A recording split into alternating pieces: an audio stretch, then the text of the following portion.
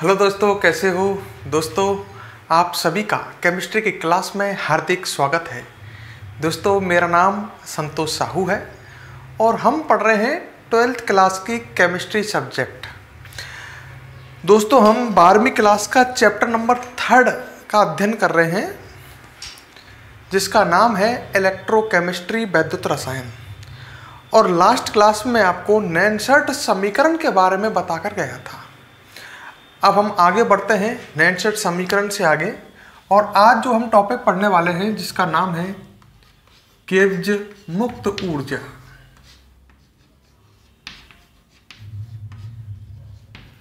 जिसका सिंबल होता है G।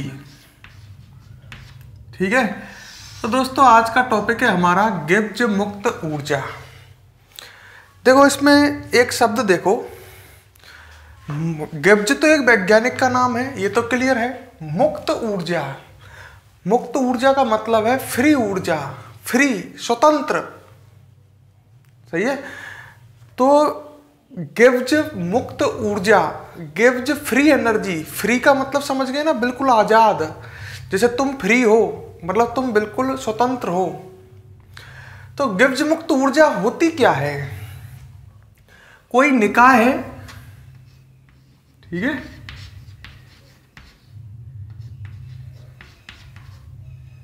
किसी निकाय, निकाय का मतलब कोई भी वस्तु मान सकते हो, ठीक है। किसी निकाय मतलब कोई वस्तु मान लो। निकाय का मतलब किसी निकाय में उपस्थित स्वतंत्र ऊर्जा, नाम से लग रहा है मुक्त ऊर्जा। तो किसी निकाय में उपस्थित स्वतंत्र ऊर्जा गिब्स मुक्त ऊर्जा कहलाती है। क्लियर? तो गिब्स मुक्त ऊर्जा का मतलब समझ गए। कोई भी निकाय है उसमें जो स्वतंत्र ऊर्जा है वो क्या कहलाती है? गिब्स मुक्त ऊर्जा। तो हम कह सकते हैं किसी निकाय में उपस्थित स्वतंत्र ऊर्जा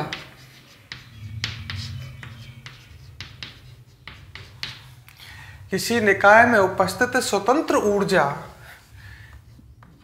क्या कहलाती है? गिब्स मुक्त ऊर्जा कहलाती है।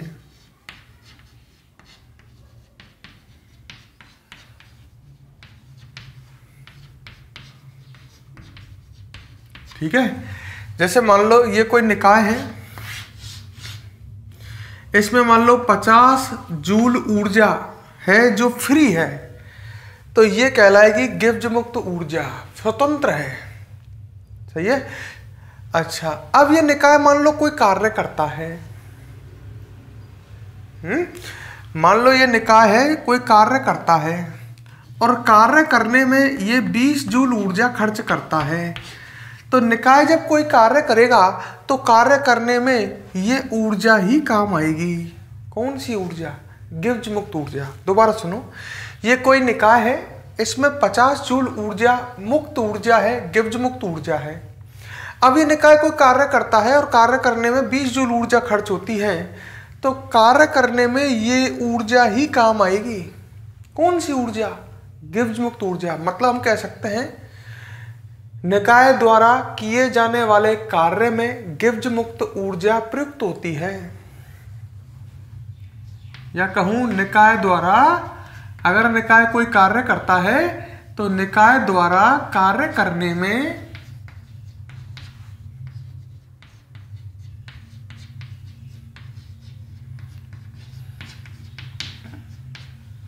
निकाय द्वारा कार्य करने में गिब्स मुक्त ऊर्जा प्रयुक्त होती है। मतलब निकाय अगर कोई कार्य करेगा तो कौन सी ऊर्जा खर्च होगी या कौन सी ऊर्जा काम आएगी? गिब्स मुक्त ऊर्जा। तो निकाय द्वारा कार्य करने में गिब्स मुक्त ऊर्जा प्रयुक्त होती है। हर बात को समझते चलना। क्लियर? जैसे मान लो निकाय के पास गिब्स मुक्त ऊर्जा 50 है प्रारंभ में, मतलब G इनिशियल।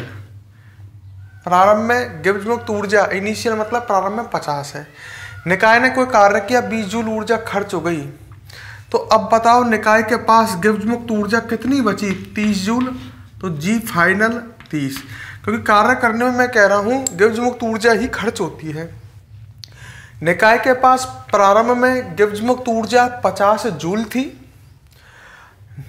निकाय ने 20 जूल ऊर्जा कार्य करने में खर्च कर दी है, तो निकाय के पास अंत में कितनी ऊर्जा शेष बची है? 30 जूल। सही है।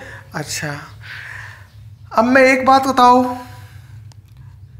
निकाय द्वारा किया गया कार्य W बराबर माइनस डेल्टा जी होगा कि नहीं होगा? ये साथ सही है कि निकाय द्वारा किया गया कार्य W, ये तो है 20 जूल। कार्य भी तो एक ऊर्जा ही है एक तरह की। निकाय द्वारा कार्य करने में कितनी ऊर्जा खर्च हुई? 20 जूल बराबर माइनस डेल्टा जी। कैसे निकालेंगे डेल्टा जी? कैसे निकालेंगे? डेल्टा मतलब होता है अंतर, गिब्स मुक्त ऊर्जा का अंतर। तो फाइनल ऊर्जा में से इनिशियल करोगे 50, फाइनल कितनी रह गई? 30 माइनस 50, तो 20 बराबर 20 आ जाएगा। भाई डेल्टा जी कैसे निकालेंगे? फाइनल जी फाइनल माइनस जी इनिशियल करोगे, 30 में से 50 घटाओगे, माइनस 20 आएगा, माइनस माइनस 20 प्लस हो जाएगा। तो निकाय द्वारा किया गया कार्य गिब्स मुक्त ऊर्जा परिवर्तन, ये डेल्टा जी है, परिवर्तन अंतर। डेल्टा जी क्या है? गिब्स मुक्त ऊर्जा परिवर्तन। सिंपल कहूं तो जी फाइनल माइनस जी इनिशियल, अंतिम गिब्स मुक्त ऊर्जा माइनस प्रारंभिक गिब्स मुक्त ऊर्जा। तो समझ के देखो ये बात सही है क्या? निकाय कार्य करने में 20 ऊर्जा खर्च कर रहा है, गिब्स मुक्त ऊर्जा परिवर्तन तो आएगा -20, फाइनल माइनस इनिशियल, और माइनस का गुना कर देंगे तो दोनों 20-20 आ जाएगा। तो किसी निकाय द्वारा किया गया कार्य गिब्स मुक्त ऊर्जा परिवर्तन, ये गिब्स मुक्त ऊर्जा परिवर्तन दिख रहा है कि ऋणात्मक मान के बराबर होता है। सही है। तो हम लिख सकते हैं, ढंग से समझ लेना इस लाइन को, किसी निकाय द्वारा किया गया कार्य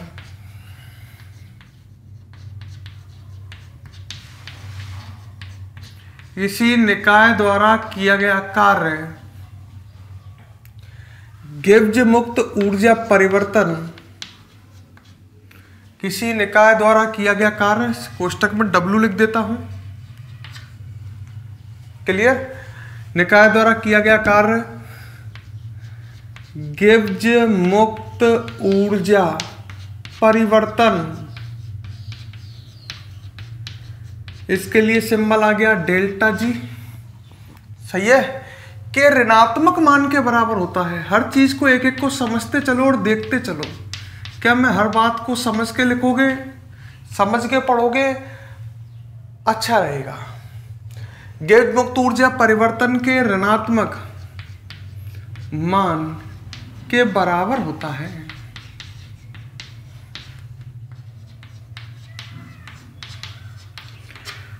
यहां तक क्लियर? तो निकाय द्वारा किया गया कार्य गिब्स मुक्त ऊर्जा परिवर्तन के ऋणात्मक मान के बराबर होता है। सही है। तो W बराबर क्या आ गया अपने पास? Minus delta G. हम नीचे लिख सकते हैं, अतः W बराबर माइनस डेल्टा जी। यहां तक क्लियर? अच्छा, अब आगे पढ़ो।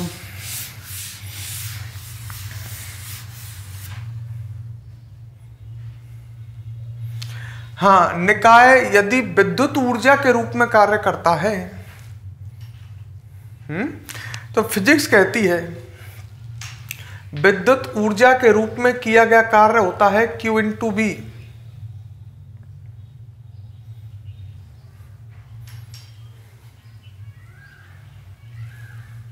सही है। निकाय द्वारा किया गया कार्य कितना होता है? W बराबर Q × V, फिजिक्स में पढ़ा होगा। यदि निकाय विद्युत ऊर्जा के रूप में कोई कार्य करता है, सही है। मतलब जैसे निकाय है, किसी उपकरण को विद्युत ऊर्जा दे रहा है। ऊर्जा एक कार्य ऊर्जा ही तो होती है। अब निकाय है, मान लो ये कोई सेल है, ये कोई निकाय है और ये किसी उपकरण को विद्युत ऊर्जा दे रहा है, तो निकाय द्वारा कार्य किस ऊर्जा के रूप में किया जा रहा है? विद्युत ऊर्जा के रूप में।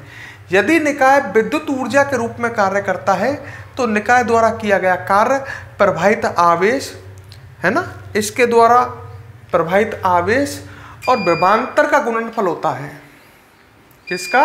विभवांतर। ठीक है, तो ये बात देख लो। चलो भाई, तो नीचे इसी बात को समझाता हूं मैं। यदि निकाय कार्य विद्युत ऊर्जा के रूप में करता है, जैसे ये कोई निकाय है और ये इसको मान लो विद्युत ऊर्जा दे रहा है, इसको ये निकाय क्या दे रहा है? विद्युत ऊर्जा। तो निकाय अपना कार्य कौन सी ऊर्जा के रूप में कर रहा है? विद्युत ऊर्जा के रूप में। यदि निकाय कार्य विद्युत ऊर्जा के रूप में करता है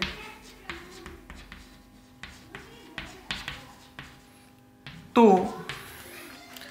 निकाय द्वारा, फिजिक्स के अनुसार चल रहे हैं, निकाय के द्वारा किया गया कार्य, निकाय के द्वारा किया गया कार्य,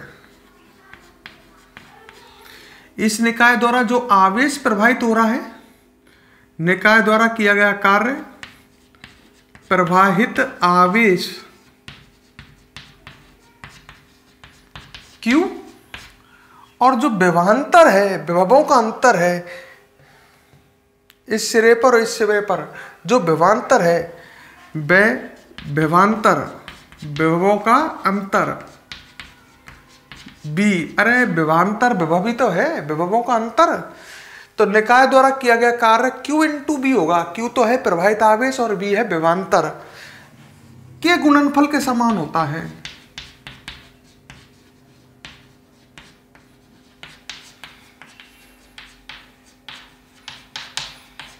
सही है, मतलब W बराबर होता है Q इंटू B।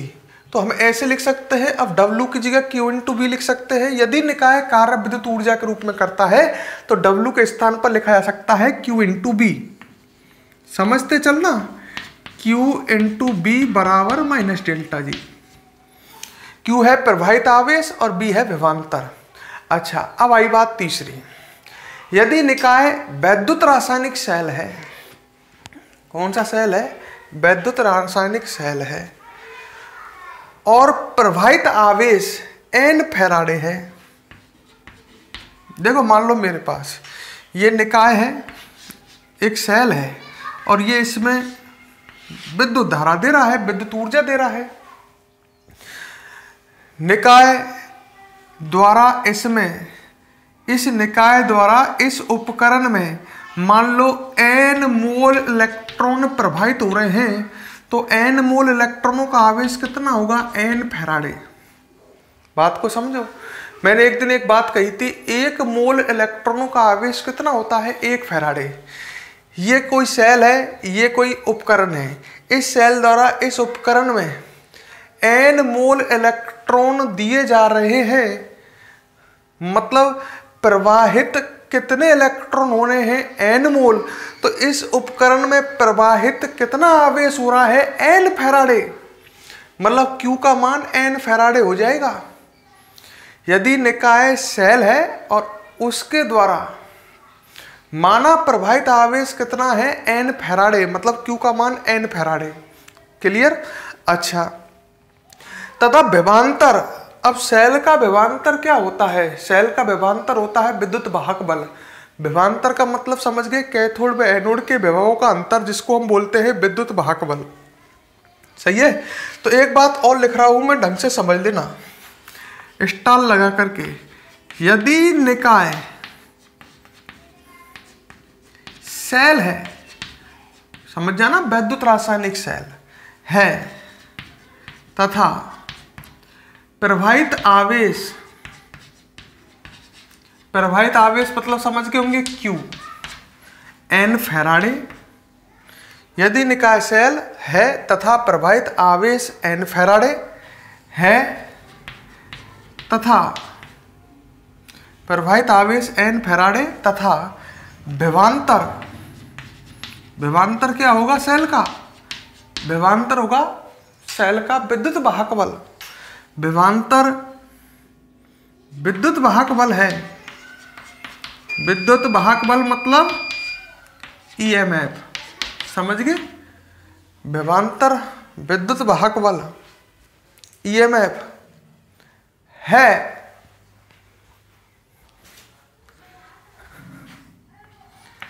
तो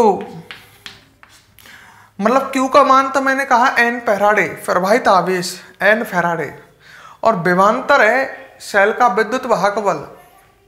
सही है, तो Q की जगह पर लिखेंगे N फैराडे, विभवांतर लिखोगे आप ई सेल। ई सेल का सिंबल, इस सेल किसका सिंबल है? विद्युत वाहक बल का। बराबर क्या आ जाएगा? Minus delta G. सही है क्या? तो अपन ने यहां तक पहुंचे, अपन क्लियर करते चलो। मैंने कहा गिब्ज मुक्त ऊर्जा क्या है? किसी निकाय की स्वतंत्र ऊर्जा क्या कहलाती है? गिब्ज मुक्त ऊर्जा। सही है, निकाय की स्वतंत्र ऊर्जा क्या कहलाती है? गिब्ज मुक्त ऊर्जा। निकाय कोई कार्य करता है तो कौन सी ऊर्जा खर्च होती है? गिब्ज मुक्त ऊर्जा। निकाय द्वारा किया गया कार्य कितना होता है? निकाय द्वारा किया गया कार्य W बराबर होता है माइनस डेल्टा जी। गिब्ज मुक्त ऊर्जा परिवर्तन के ऋणात्मक। अब निकाय मान लो विद्युत ऊर्जा के रूप में कार्य करता है तो निकाय का कार्य का मान कितना होगा? Q into B.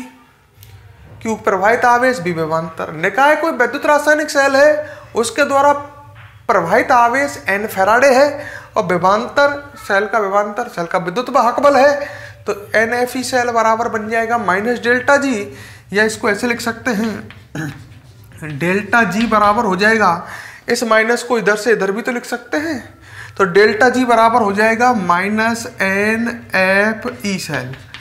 इस फॉर्मूले को आप याद रखें, ये काम आता है। इस पे मैं स्टार लगा रहा हूँ।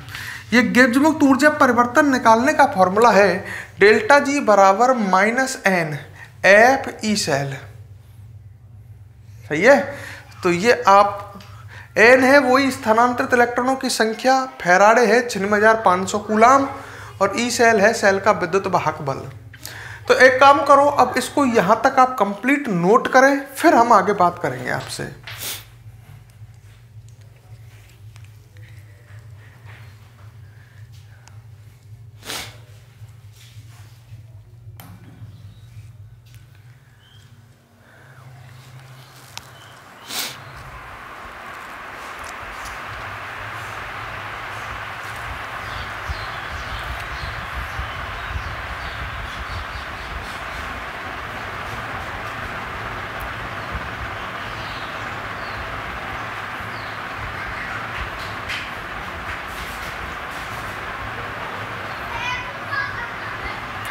जल्दी से नोट कर ले।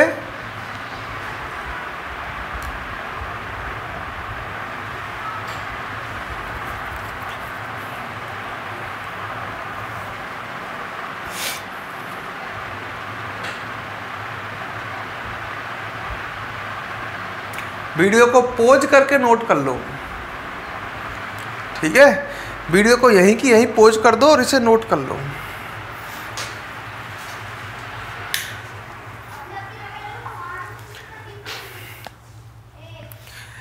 अच्छा, ये नोट कर लिया पॉज करके, तो आपके पास फॉर्मूला आ गया भाई यहाँ तक। इस फॉर्मूले को आप याद रखें, गिब्ज मुक्त ऊर्जा परिवर्तन और सेल के विद्युत वाहक बल के मध्य संबंध है।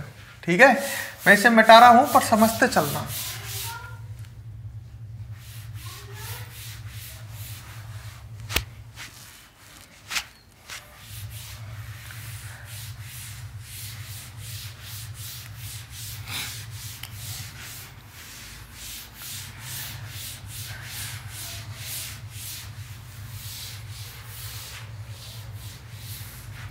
हाँ, अभी क्या संबंध आया था अपने पास, वहीं से स्टार्ट करता हूं। डेल्टा जी बराबर आया था माइनस NFE सेल। क्लियर दोस्तों, ये संबंध हमारे पास आया था। गिब्ज मुक्त ऊर्जा परिवर्तन बराबर माइनस NFE सेल। क्लियर। अब बात को आगे आप तसल्ली से समझे, तसल्ली से रखें। देखो इधर ध्यान देना, ठीक है दोस्तों, सभी ध्यान दो, सामने बड़े ध्यान से पढ़ना है ना। अच्छा एक बात बताओ, स्टार लगा कर लिख रहा हूं, यदि सेल का विद्युत वाहक बल आपको दिख ही रहा होगा फॉर्मूले में, धनात्मक हो तो गिब्स मुक्त ऊर्जा परिवर्तन कैसा आएगा, ऋणात्मक। सही लिख रहा है। अरे देखो n है स्थानांतरित इलेक्ट्रॉनों की संख्या, ये तो हमेशा प्लस में ही होगी, फैराडे का मान 96,500 प्लस में होगा। अगर सेल का विद्युत वाहक बल पॉजिटिव है तो माइनस चिन्ह की वजह से डेल्टा जी कैसा आएगा, नेगेटिव। मैं ये लिख सकता हूं, यदि सेल का विद्युत वाहक बल मतलब ईएमएफ धनात्मक हो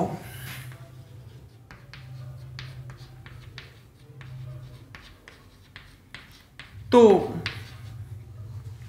यदि सेल का विद्युत वाहक बल धनात्मक हो तो गिब्स मुक्त ऊर्जा परिवर्तन, एक एक बात को समझते चलना, गिब्स मुक्त ऊर्जा परिवर्तन अर्थात डेल्टा जी, गिब्स मुक्त ऊर्जा परिवर्तन का मान कैसा होता है, ऋणात्मक होता है। बोलो गलत कहा क्या, तो ध्यान रखें, सेल का विद्युत वाहक बल धनात्मक और डेल्टा जी ऋणात्मक। और हमने पढ़ा है कि विद्युत रासायनिक सेल जो होता है उसका विद्युत वाहक बल धनात्मक ही आता है, सही है। और गिब्स मुक्त ऊर्जा परिवर्तन कैसा आएगा, ऋणात्मक। एक बात और पढ़ी थी, याद करो, जब सेल का विद्युत वाहक बल, विद्युत रासायनिक सेल का विद्युत वाहक बल धनात्मक होता है तो अभिक्रिया अग्र दिशा में चलती है, नहीं आ रहा याद। मैंने उस समय कहा था किसी रेडॉक्स अभिक्रिया की एक टॉपिक पढ़ाया था, वैद्युत रासायनिक श्रेणी के अनुप्रयोग पढ़ाए थे, उसमें एक अनुप्रयोग पढ़ाया था वैद्युत रासायनिक श्रेणी के अनुप्रयोगों में किसी रेडॉक्स अभिक्रिया की अग्र दिशा में होने की संभावना। वहां भी कहा था अगर सेल का विद्युत वाहक बल धनात्मक आता है तो अभिक्रिया किधर होती है, अग्र दिशा में। यदि सेल का विद्युत वाहक बल धनात्मक तो गिब्स मुक्त ऊर्जा ऋणात्मक होता है, गिब्स मुक्त ऊर्जा परिवर्तन, तथा सेल अभिक्रिया कौन सी दिशा में होगी बताओ, अग्र दिशा में। अग्र दिशा में चलती है सेल अभिक्रिया, अग्र दिशा में वह अपने आप चलती है भाई, ये भी याद रखना नई बात। अग्र दिशा में वह स्वतः संचालित होती है, मतलब चलती है। अगर सेल का विद्युत वाहक बल धनात्मक है तो अभिक्रिया अग्र दिशा में चलेगी, अपने आप चलेगी। दूसरा इंपॉर्टेंट बिंदु, अगर मैं कहूं सेल का विद्युत वाहक बल ऋणात्मक है तो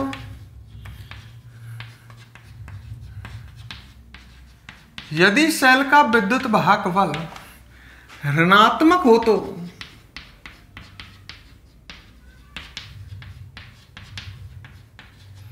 सेल का विद्युत वाहक बल नेगेटिव आएगा, तो नेगेटिव नेगेटिव क्या हो जाएगा, पॉजिटिव। डेल्टा जी कैसा आएगा, पॉजिटिव। ऋणात्मक हो तो गिब्स मुक्त ऊर्जा परिवर्तन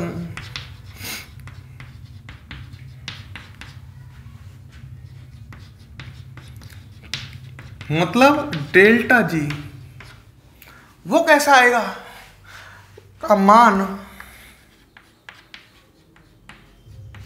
धनात्मक आएगा। और अगर सेल का विद्युत वाहक बल ऋणात्मक आया, वैसे धनात्मक आता है, अगर ऋणात्मक आया तो अभिक्रिया किधर चलेगी, पश्च दिशा में, तथा सेल अभिक्रिया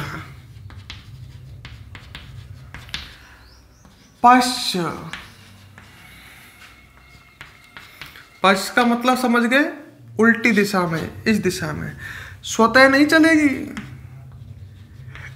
अस्वतः मतलब अपने आप नहीं चलेगी, अस्वतः संचालित होती है, ये भी याद रखना। और अब तीसरा बिंदु, सेल का विद्युत वाहक बल मान लो ना पॉजिटिव है ना नेगेटिव है, मतलब जीरो है। यदि सेल का विद्युत वाहक बल ईएमएफ जीरो है और सेल का विद्युत वाहक बल जीरो है तो उस स्थिति में गिब्स मुक्त ऊर्जा परिवर्तन जीरो। तो डेल्टा जी बराबर जीरो, शॉर्ट में लिख दूं गिब्स मुक्त ऊर्जा परिवर्तन जीरो होगा। अच्छा, तो ऐसी स्थिति में देखो अगर पॉजिटिव होता है तो अग्र दिशा में अभिक्रिया चलती है सेल में, सेल का विद्युत वाहक बल नेगेटिव होता है तो पश्चिम दिशा में चलती है, और डेल्टा जी जीरो है, ऐसी स्थिति में साम्य होगा। साम्य का मतलब अग्र पश्च अभिक्रिया का वेग बराबर होगा, मतलब ना अभिक्रिया अग्र दिशा में चल रही होगी ना पश्च दिशा में। अरे जब अग्र पश्च अभिक्रिया का वेग बराबर हो जाएगा तो अभिक्रिया कौन सी दिशा में चल रही है? किसी भी दिशा में नहीं। तो जब सेल का विद्युत वाहक बल जीरो है तो डेल्टा जी जीरो तथा सेल अभिक्रिया साम्य पर होती है, मतलब अग्र पश्च अभिक्रिया का वेग बराबर होता है। इस स्थिति में ये भी याद रखना साम्य पर होती है। तो ये तीन महत्वपूर्ण बिंदु बनाए मैंने, क्लियर? तो एक काम करो, इसे भी आप नोट करो, फिर आगे चर्चा करेंगे इसी बिंदु पर।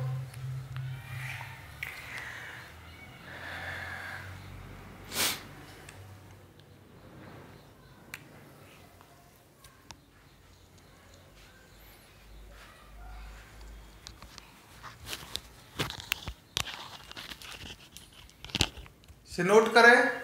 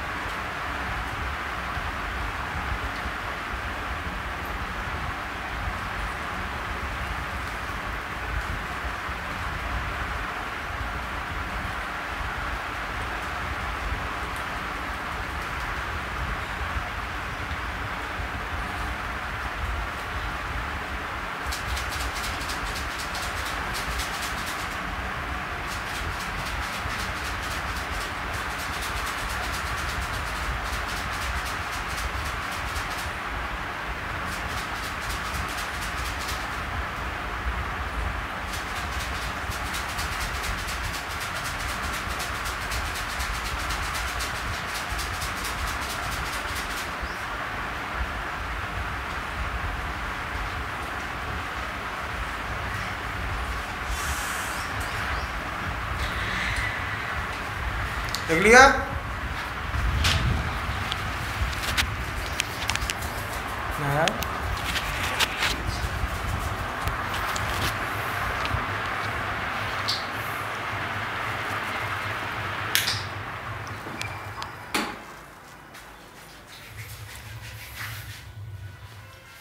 हाँ दोस्तों, अब आगे देखो आप, है ना, ये समझ में आ गया आपके कंप्लीट।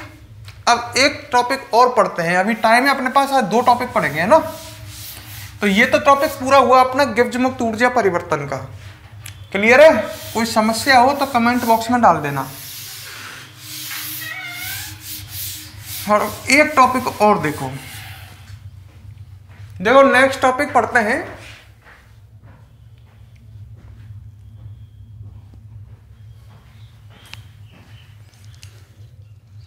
हाँ, नेक्स्ट टॉपिक जिसका नाम है साम्य पर नियंत्रित समीकरण।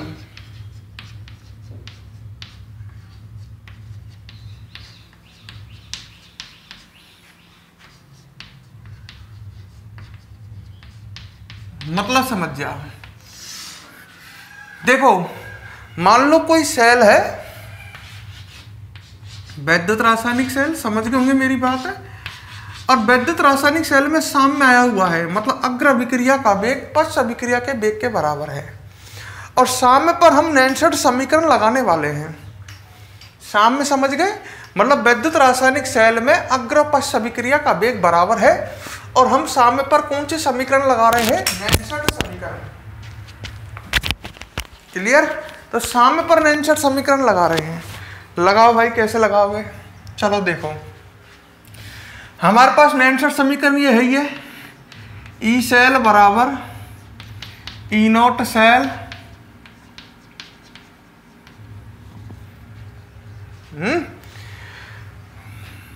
Minus R T upon n F log e उत्पाद की सांद्रता बटे क्रियाकारक की सांद्रता। ये आपके पास है, ये पढ़ी होगी आपने नैनशर्त समीकरण। ई सेल बराबर होता है E naught cell minus R T upon n F log e उत्पाद की सांद्रता बटे क्रियाकारक की सांद्रता। अब एक बात बताओ, साम्य पर इसका विद्युत वाहक बल का मान 0 होगा। अभी देखो, जस्ट पहले गिब्स मुक्त ऊर्जा परिवर्तन में आपने लास्ट में जो स्टार लगाया है उसमें यही बात लिख रही है, देख लो। यदि सेल का विद्युत वाहक बल 0 होता है तो सेल में अभिक्रिया साम्य पर होती है। अब मैंने कहा है साम्य पर नैनशर्त समीकरण लगा रहे हैं, मतलब सेल अभिक्रिया साम्य पर है। सेल के अंतर्गत अग्र पश्च अभिक्रिया का वेग बराबर है, तो उस स्थिति में सेल का विद्युत वाहक बल 0 आएगा। तो हम ऐसे लिख सकते हैं, साम्य पर ई सेल बराबर 0 आता है। अरे साम्य पर सेल का विद्युत वाहक बल 0 होगा कि नहीं होगा? होगा। इसके स्थान पर 0 रख सकते हैं, सेल का विद्युत वाहक बल 0 होगा। ई नॉट सेल है, सेल का मानक विद्युत वाहक बल minus R T upon n F log e उत्पाद की सांद्रता बटे क्रियाकारक की सांद्रता। बोलो सही है ना? अच्छा, अब मैं एक काम करता हूं, इसको पक्षांतरण करके इधर ले आता हूं, है तो ये माइनस का है, ये पूरा मान ये प्लस का हो जाएगा। तो ई नॉट सेल बराबर क्या आएगा? ये पूरा इधर जाकर के पक्षांतरण होकर के प्लस में आ जाएगा, तो क्या आएगा? R T upon n F log e उत्पाद की सांद्रता बटे क्रियाकारक की सांद्रता। सही है? अरे सही है। ये ई नॉट सेल का मान हो गया। अच्छा, साम्य पर बात चल रही है, तो साम्य पर उत्पाद की सांद्रता बटे क्रियाकारक की सांद्रता को हम साम्य नियतांक केसी भी तो कह सकते हैं। बेटा 11वीं में पढ़ाया होगा, साम्य आ जाए तो साम्य पर उत्पाद की सांद्रता और क्रियाकारक की सांद्रता के अनुपात को केसी साम्य नियतांक कहते हैं। साम्य है, साम्य मतलब अग्र विक्रिया का वेग पश्च अभिक्रिया के वेग के बराबर है, तो उत्पाद की सांद्रता और क्रियाकारक की सांद्रता का अनुपात क्या कहलाता है? साम्य स्थिरांक, केसी कहलाता है। साम्य पर ई सेल का मान 0 है, तथा ऐसे भी लिख सकता हूं P अपॉन R बराबर क्या होगा? केसी है। सही है। साम्य पर सेल का विद्युत वाहक बल तो 0 होता है और उत्पाद और क्रियाकारक की सांद्रता का अनुपात क्या होता है? केसी है। तो अब आगे ऐसे लिख सकते हैं, ये 0 रख दिया और P अपॉन R की जगह में केसी लिख देता हूं ना। P अपॉन R की जगह में क्या लिख देता हूं? केसी, ज्यादा बेस्ट रहेगा, इस तरह से लिख देता हूं। सही है। अच्छा, अब इसको आगे, इसको समीकरण नंबर 1 मान लेते हैं। ये समीकरण कैसे बनी? क्लियर है। सेल का विद्युत वाहक बल तो 0 रख दिया और P अपॉन R की जगह लिख दिया मैंने केसी। केसी क्या होता है? साम्य पर उत्पाद में क्रियाकारकों की सांद्रता का अनुपात, वो कहलाता है साम्य स्थिरांक। सही है। तो ये केसी आ गया, 11th में आपको पढ़ाया था। अब एक काम करते हैं, इसमें R, T और F के मान रख देते हैं। R, T, F, व 2.303 का गुना करने पर, समझ जाओ, आर का मान रखेंगे 8.314, टी का मान दिया नहीं है 298 केल्विन, फैराडे का मान 96,500। लॉग ई को log 10 में कन्वर्ट करने के लिए फिर कह रहा हूं इसमें पूरे में कितने का गुना हो जाएगा, 2.303 का। तो बताओ कितना आएगा। आपको पढ़ाया है आर टी एफ और log ई का गुना 2.303 से करोगे तो 0.0591 आएगा। अरे बहुत जगह किया है, ये आ जाएगा 0.0591। नीचे क्या बचेगा n, और log e की जगह क्या बन जाएगा log 10, और केसी ये समीकरण बन जाएगी। अब सही है, तो log केसी का मान आप निकाल लोगे। log केसी का मान कितना आएगा बताओ। log केसी का मान आ जाएगा n इधर गुना में चला जाएगा, n ई नॉट सेल बटे 0.0591। तो हमारे पास आ जाएगा, आगे इधर सॉल्व कर रहा हूं, log केसी का मान n ई नॉट सेल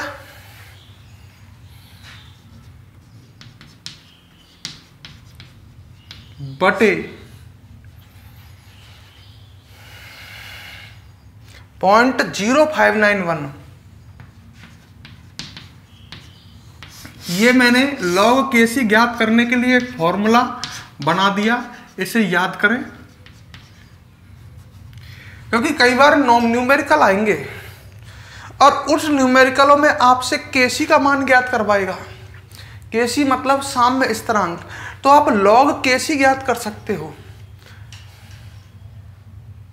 तो log केसी का मान आप इस फॉर्मूले से ज्ञात कर लोगे।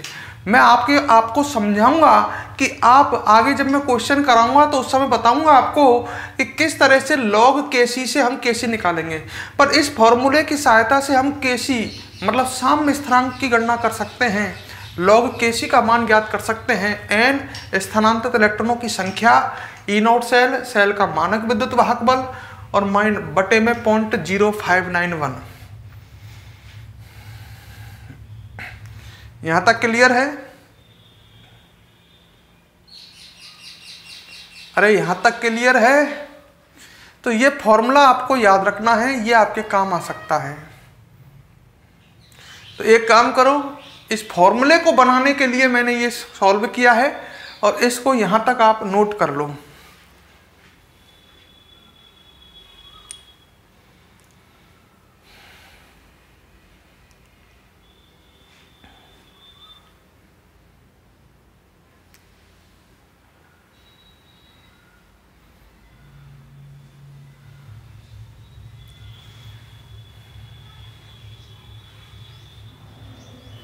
फटाफट इसे यहां तक नोट करें, फिर हम आगे बढ़ेंगे।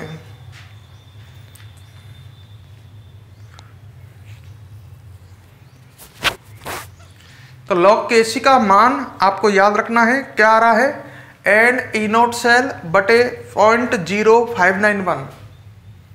ये याद कर लो, इस पर न्यूमेरिकल एक आध आपके बुक में है तो इसकी हमें जरूरत पड़ सकती है।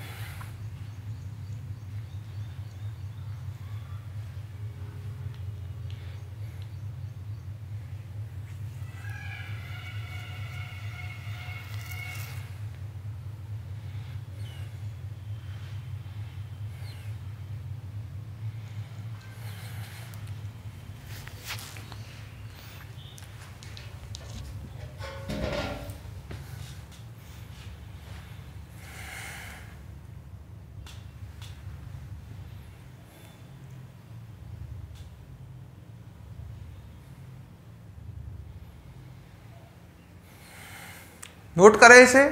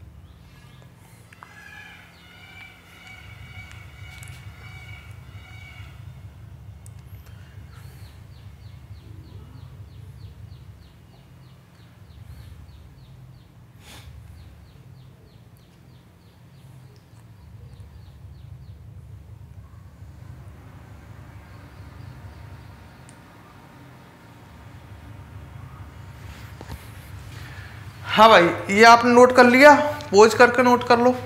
अब एक बात और सुनो, लड़कों के मन में जो बात आ रही है उसको यहीं क्लियर कर देता हूँ, आगे नहीं, यहीं क्लियर कर रहा हूँ। देख लो इधर सामने, मान लो आपने log KC इसको सॉल्व किया आपने, और आपके पास log KC का मान मान लो 0.5 आ गया।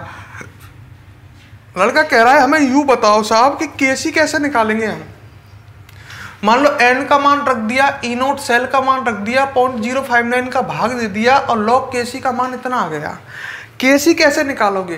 अरे सिंपल सी बात है, KC का मान कितना आ जाएगा, 10 की घात 0.5, ये निकल गया KC। लो नो साहब, ये कैसे किया आपने? अरे बहुत सही है, मुझे आपको ये बताओ, इधर समझाता हूँ। log 100 का मान कितना होता है? लड़के ने कहा 2 बताया है, तो 10 की पावर 2 बराबर 100 होता है या नहीं होता? या इसको ऐसे लिख सकता हूँ, 10 की पावर 2 बराबर 100। बोलो गलत कह रहा हूँ क्या? log 100 का मान 2 होता है, तो 10 की पावर 2 बराबर 100 होता है। सही है, तो 10 की पावर, देखो इधर, 10 की पावर 2 बराबर 100, तो 10 की पावर 0.5 बराबर KC हो गया। ये इसमें क्या है? तो log KC निकाल लो, तो KC तो बहुत आराम से निकल जाएगा भाई। चाहे तो इसको भी लिख लेना हिंट के रूप में, हिंट डाल करके कि इस तरह से हम KC निकाल सकते हैं बहुत ही इजीली, और कोई इसमें कठिनाई की चीज़ तो है नहीं। ये भी कठिन है, फिर सरल क्या लाऊं आपके लिए मैं?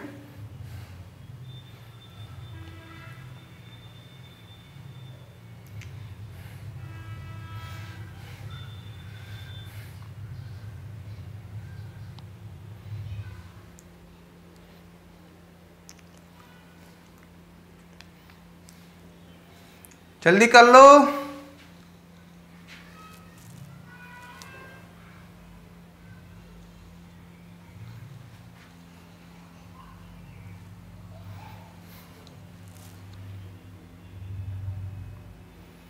अब अगली बात देखो, इसके बाद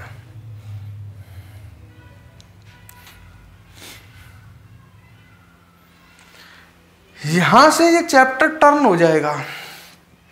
ठीक है, देखो मैंने शुरू में आपसे एक बात कही थी, आपको ध्यान आया होगा कि स्टार्टिंग में ये बात कही थी कि इस चैप्टर में हम 2 तरह के सेलों का अध्ययन करेंगे। अब तक मैंने कहीं भी वैद्युत अपघटनी सेल का नाम नहीं लिया है। जब से स्टार्ट किया है, डैनियल सेल, वैद्युत रासायनिक सेल, और यहां तक लास्ट तक वैद्युत रासायनिक सेल का ही जिक्र हो रहा है। अब इसके बाद यहां से चैप्टर टर्न होगा। अब हम बात करेंगे, मतलब चैप्टर का सेकंड पोर्शन यहां से स्टार्ट होगा, और अब हम बात करेंगे कौन से सेलों के बारे में? वैद्युत अपघटनी सेलों के बारे में।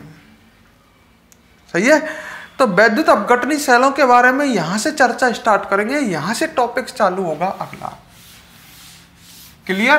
तो यहां से चैप्टर टर्न हो रहा है, घूम रहा है। चैप्टर का आधा पोर्शन यहां कंप्लीट हो जाता है।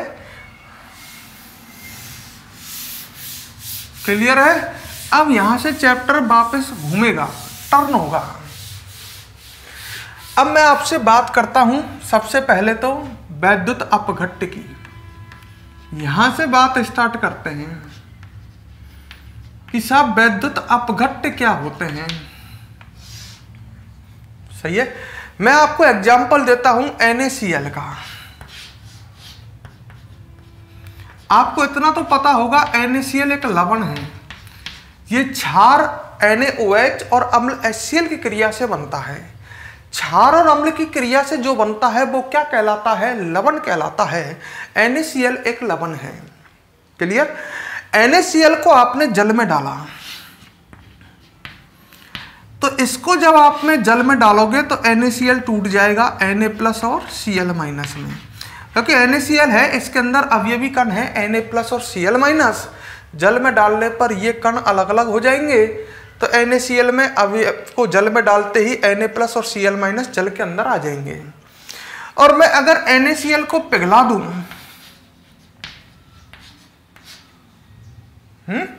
अगर इसको पिघलाए तो पिघलाने पर भी इसमें उपस्थित Na+ और Cl- आयन स्वतंत्र हो जाएंगे, पिघलाया तो भी। अरे इसमें अवयवी कण है Na+ Cl-, पिघलाया, इसको गर्म किया, तो Na+ और Cl- के बीच में जो आयनिक बंध होगा, क्लियर है मेरी बात? धनायन और ऋणायन के बीच आयन वो टूट जाएगा और Na+Cl- गतिशील हो जाएंगे। तो NaCl का जलीय विलयन बना में, तो इसमें उपस्थित जलीय विलयन मतलब इसको जल में डाल करके विलयन बनाए तो इसमें उपस्थित आयन गतिशील हो जाएंगे, गति करने लग जाएंगे, बंध टूट जाएंगे। NaCl को पिघलाऊं तो भी इसमें उपस्थित आयन गतिशील हो जाएंगे। अच्छा, तो जो NaCl है ये पिघली हुई अवस्था में और NaCl का जलीय विलयन दोनों ही विद्युत के चालक होंगे। चालक क्या होंगे? आपको मैंने बताया था जिस भी पदार्थ में गतिशील आयन होते हैं वो विद्युत का चालक होता है, पिछला चैप्टर याद करो, है ना। तो NaCl का जलीय विलयन भी विद्युत का चालक होगा क्योंकि इसमें भी गतिशील आयन है, और NaCl पिघली हुई अवस्था में भी विद्युत का चालक होगा क्योंकि इसमें भी गतिशील आयन है। तो वे पदार्थ विद्युत अपघट्ट क्या है? अब सुनो, वे पदार्थ दिख रहा है NaCl, वे पदार्थ जिनकी पिघली हुई अवस्था में वे जिनके जलीय विलयन में गतिशील आयनों के कारण विद्युत धारा का प्रभाव हो जाता है, वैद्युत अपघट्ट या विद्युत अपघट्ट कहलाते हैं। तो विद्युत अपघट्ट है NaCl, समझ जाओ। वे पदार्थ जिनकी पिघली हुई अवस्था में या जिनके जलीय विलयन में गतिशील आयनों के कारण विद्युत का प्रवाह हो जाता है वे पदार्थ क्या कहलाते हैं? वैद्युत अपघट्ट। तो वैद्युत अपघट्ट की परिभाषा हो गई, आप समझ के होंगे। तो हेडिंग डालो पहले, वैद्युत अपघट्ट डालो हेडिंग, और फिर लिखाता हूं मैं वैद्युत अपघट्ट। लिखो इसमें वे पदार्थ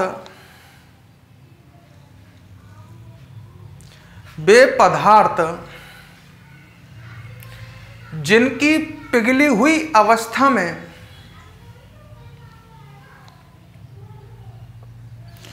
वे पदार्थ जिनकी पिघली हुई अवस्था में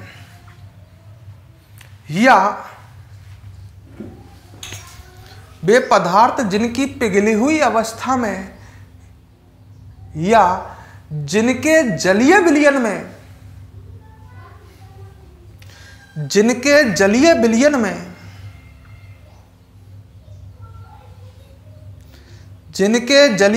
में गतिशील आयनों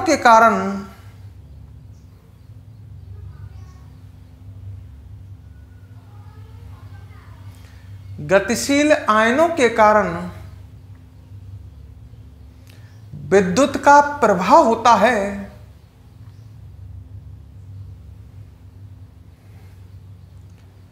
गतिशील आयनों के कारण विद्युत का प्रभाव होता है, वैद्युत अपघट्ट कहलाते हैं।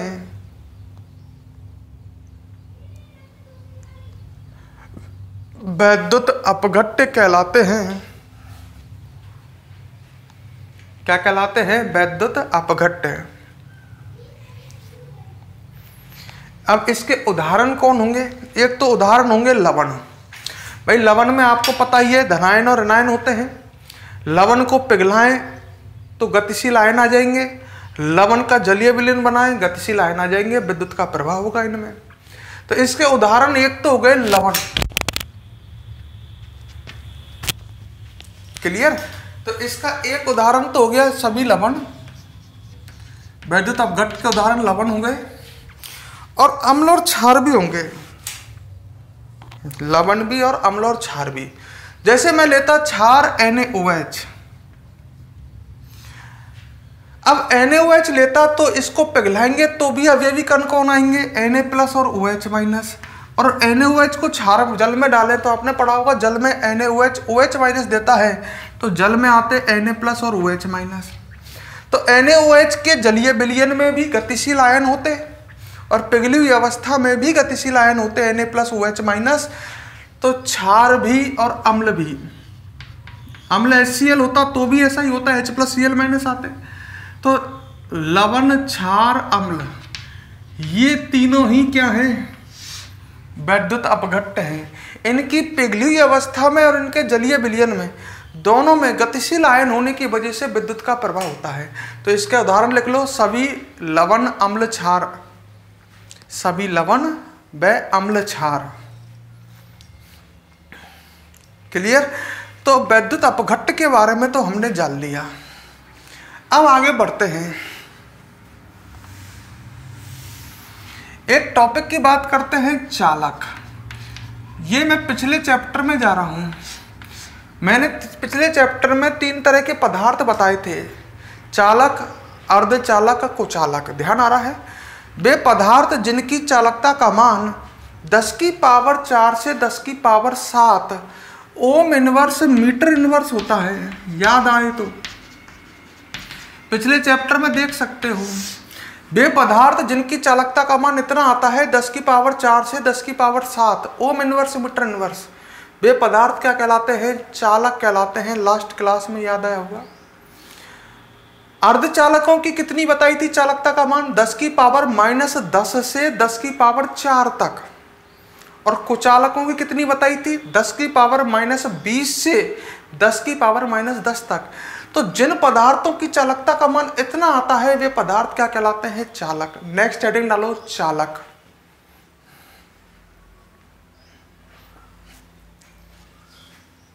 डाल दिया, लिखो इसमें, वे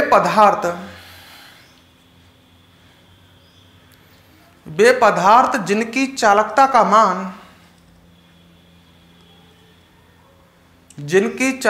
मान 10 की पावर 4 से 10 की पावर 4 से 10 की power 7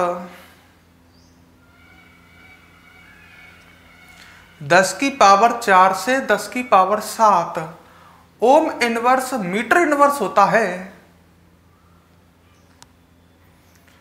ohm inverse metre inverse होता है, चालक कहलाते हैं।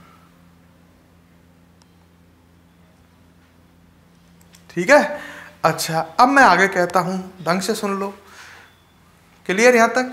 अब सुनो, चालक भी दोस्तों 2 प्रकार के होते हैं। एक तो होते हैं धात्विक चालक और एक होते हैं वैद्युत अपघटनी चालक। मतलब चालक 2 तरह के हैं, एक तो धात्विक चालक और एक होते हैं वैद्युत अपघटनी चालक। तो चालक पदार्थ 2 तरह के होते हैं। तो पैराग्राफ चेंज करके लिखो चालक 2 प्रकार के होते हैं।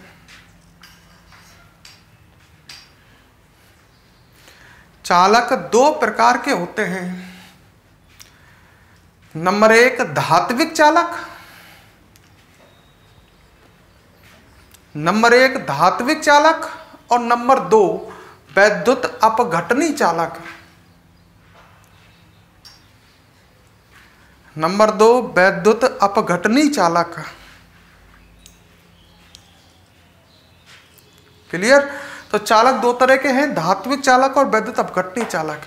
इनके बारे में हमें डिटेल में पढ़ना है। अब इतना समय नहीं है कि आप इनको पढ़ सको, इसलिए नेक्स्ट क्लास में आप लोग पढ़ेंगे, है ना। एक तो धात्विक चालक के बारे में और एक वैद्युत अपघटनी चालक के बारे में।